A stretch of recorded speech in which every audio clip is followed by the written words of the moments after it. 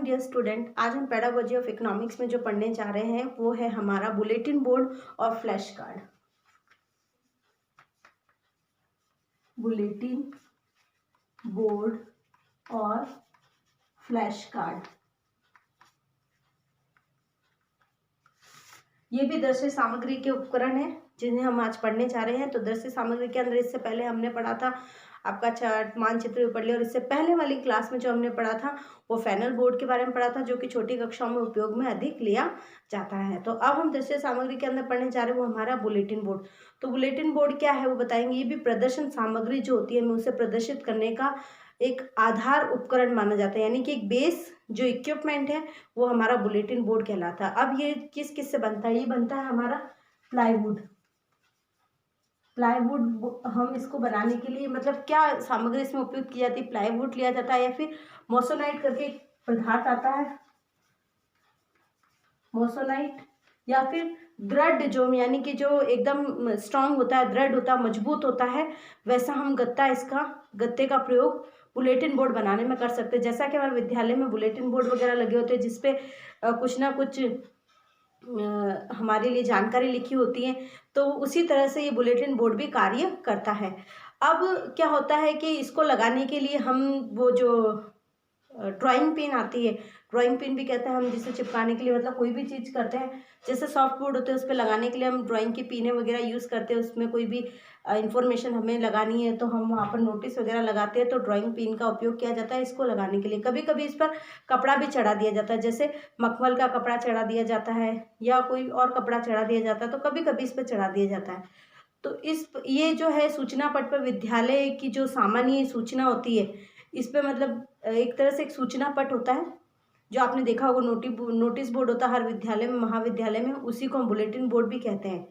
तो हर महाविद्यालय में जो सूचना पट होते हैं वो विद्यालय की जो सामान्य सूचना तो लगी होती है, उस पर जो भी सामान्य सूचना विद्यार्थियों को पहुंचानी होती वो तो लगी होती है। इसके अतिरिक्त शिक्षण संबंधी जो चित्र होते हैं या ग्राफ की आकृति होती है, या फिर हम बात कर ले विशेष व्याख्यान का आयोजन होने वाला है या विशेष कोई कार्यक्रम का आयोजन होने वाला है या कोई पत्रिका है या फिर कोई पुस्तिका है उसके बारे में लेख है, तो सूचना पट पर दिखाया जाता है या उसको चिपकाया जाता है या उसको ड्राइंग पिन से चिपकाया जाता है, जिससे वो वस्तुएं क्या होती है वहाँ पर हमें नवीन जानकारी देती है। क्योंकि जो बुलेटिन बोर्ड लगाया जाता है वो विद्यालय में नित्य प्रतिदिन मतलब रोज नई नई जानकारियों के लगाए जाते हैं, तो इसका सीधा कनेक्शन है कि जो बुलेटिन बोर्ड जो है हमें नवीन जानकारी प्रदान करता है। नवीन जानकारी के लिए ये लगाया जाता है। जब भी हमें कोई नवीन जानकारी चाहिए तो बुलेटिन बोर्ड पर लगी होती है, यानी कि जब भी कोई सूचना आने वाली होती है, आपके एग्जाम आने वाले या आपका कोई भी सिलेबस है या आपको कोई भी जानकारी देनी, कोई कबड्डी का आयोजन होने वाला, कोई खेलकूद का आयोजन होने वाला, कोई सांस्कृतिक प्रोग्राम होने वाले, तो उनकी सूचना बुलेटिन बोर्ड पर होती है। इसके अतिरिक्त इसका उपयोग किस लिए किया जाता है? जैसे कि कोई चित्र है, कोई ग्राफ है, इसके अलावा जो हमारे आदर्श वाक्य लिखने, हमें सुविचार लिखने हैं तो उसके लिए भी बुलेटिन बोर्ड का उपयोग किया जाता है। उसके अलावा जो जैसे कि हमारे राष्ट्रीय पुरुष जो हुए उनके जो आदर्श वाक्य होते हैं उनको भी हम प्रदर्शित करने के लिए या विद्यार्थियों को उससे कहानी देने के लिए, उनको शिक्षा देने के लिए, उन्हें प्रेरित करने के लिए हम वहाँ पर राष्ट्रीय जो हमारे महापुरुष हैं उनके आदर्श वाक्य भी लिखते हैं। जैसे कि आपको पता होगा जितने भी हमारे राष्ट्रीय महापुरुष हैं उन्होंने क्या क्या, मैं तुम्हें खून दूंगा, तुम मुझे खून दो, मैं तुम्हें आज़ादी दूंगा, इस तरह के जो आदर्श वाक्य होते हैं, इस प्रकार के आदर्श वाक्यों का प्रयोग हम बुलेटिन बोर्ड पर कर सकते हैं विद्यार्थियों को जानकारी देने के लिए। इसके साथ ही जो शिक्षाप्रद कहानियाँ होती है या स्लोगन होते हैं उनको भी हम वहाँ पर दर्शा सकते हैं। तो ये था हमारा बुलेटिन बोर्ड।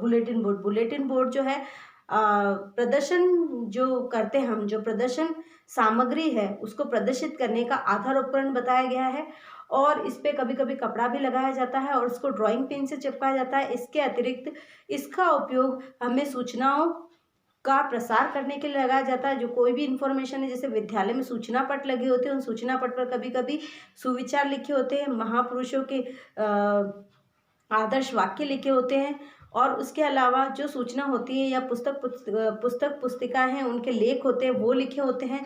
इसके अतिरिक्त विद्यालय की जो सामान्य जानकारी होती है हमें बुलेटिन बोर्ड की सहायता से ही मिलती है। अब हम जो बात करेंगे वो है हमारा फ्लैश कार्ड। इनके ये थोड़ा से ये आपके पास इनका जो क्वेश्चन आता है वो इसी प्रकार से आता है कि दृश्य सामग्री के जितने भी उपकरण या दृश्य सामग्री के उपकरणों का व्याख्या कीजिए। तो आपको इसमें ये सब थोड़ा थोड़ा ही लिखना है, जैसे कि बुलेटिन बोर्ड क्या होता है, बुलेटिन बोर्ड इस प्रकार से होता है, इसका उपयोग, या फिर आपने फ्लैश कार्ड के बारे में लिख दिया, आपने मानचित्र के बारे में लिख दिया। इससे पहले मैं पूर्व की कक्षा में आपको बता चुकी हूँ, मानचित्र के बारे में बता दें। तो इनमें छोटे छोटे आपको सारे पॉइंट्स बताए हैं मैंने। तो इन सबका एक बड़ा क्वेश्चन बनता है कि दृश्य सामग्री का उपयोग बताइए, दृश्य सामग्री किस प्रकार से उपयोग में ली जाती है, कौन कौन सी होती है, उनको आप दर्शाइए। तो आपको इस प्रकार से दर्शाना, जैसे मैंने आपको पहले बता चुकी हूँ, ग्राफ बताया मैंने आपको, मानचित्र बताया है, चित्र बताया है, फिर ये फ्लैश कार्ड अभी बताने जा रहे हैं, बुलेटिन कार्ड बताया है, इन सब का उपयोग किस प्रकार से किया जाता है, चार्टों का उपयोग, ये सब आपको पूरा एक साथ बताना होता है। तो एक बड़ा क्वेश्चन बनता है, इसलिए मैंने आपको एक एक चीज करके इसमें ली गई है। तो फ्लैश कार्ड जो होते हैं ये चित्रात्मक कार्ड होते हैं, फ्लैश कार्ड जो होते हैं चित्रात्मक रूप से बनाए जाते हैं और ये किसी मोटे कागज पर बनाए जाते हैं। और इसका जो आकार बताया गया 10x12 इंच के आकार बताया गया, 10x12 इंच का आकार इनका बताया गया है, कि यानी कि जो मोटे कागज पर बनाए जाते हैं फ्लैश कार्ड है।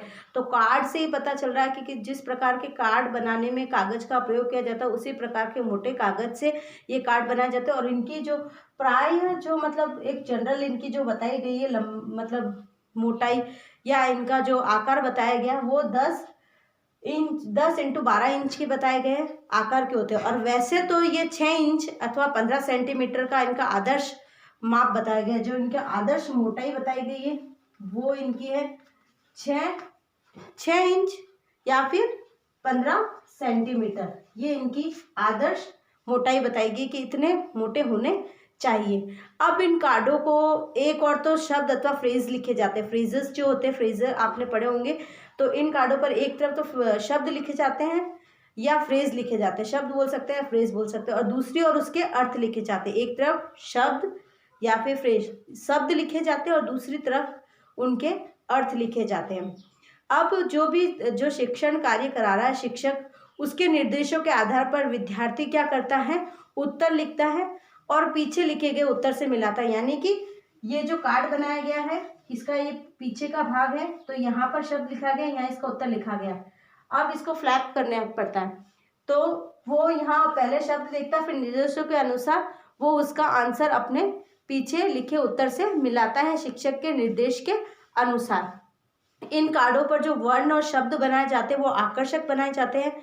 क्यों आकर्षक बनाया जाता है, कि विद्यार्थियों को आकर्षित कर सके, और कक्षा के स्तर के अनुसार ही उनको छोटा या बड़ा लिया जाता है। और छोटा या बड़ा लेने से क्या होता है, छात्रों के ये सीधा मस्तिष्क पर प्रभाव करते हैं, मस्तिष्क पर जैसे कि एकदम बिजली जैसा प्रभाव पड़ता है, ऐसा प्रभाव विद्यार्थी के मस्तिष्क पर पड़ता है। इसलिए इन्हें फ्लैश कार्ड भी कहा जाता है, क्योंकि इनके उपयोग से, फ्लैश कार्ड के उपयोग से विद्यार्थियों के मस्तिष्क पर बिजली जैसा प्रभाव पड़ता है एक सेकंड के लिए, इसलिए इन्हें फ्लैश कार्ड कहा जाता है। जिस प्रकार से हम फोटो लेते हैं तो एक बार से फ्लैश पड़ता है, उसी प्रकार से विद्यार्थियों के मस्तिष्क पर भी बिजली जैसा एक फ्लैश पड़ता है, इसलिए इन्हें फ्लैश कार्ड कहा जाता है। तो ये आज हमने पढ़ा था बुलेटिन बोर्ड और फ्लैश कार्ड। तो फ्लैश कार्ड का उपयोग भी छोटी कक्षाओं में किया जाता है और बुलेटिन बोर्ड का तो हर विद्यालय में किया जाता है सूचनाओं को प्रेषित करने के लिए। तो आज जो हमने पढ़ा था हमारा वो था बुलेटिन बोर्ड, और उसके साथ में हमने जो पढ़ा वो है हमारा फ्लैश कार्ड। तो ये दोनों आई थिंक आपको समझ में आ गए होंगे। यदि आपको इसमें कुछ समझ में नहीं आया तो आप मुझसे पूछ सकते हैं। Thank you.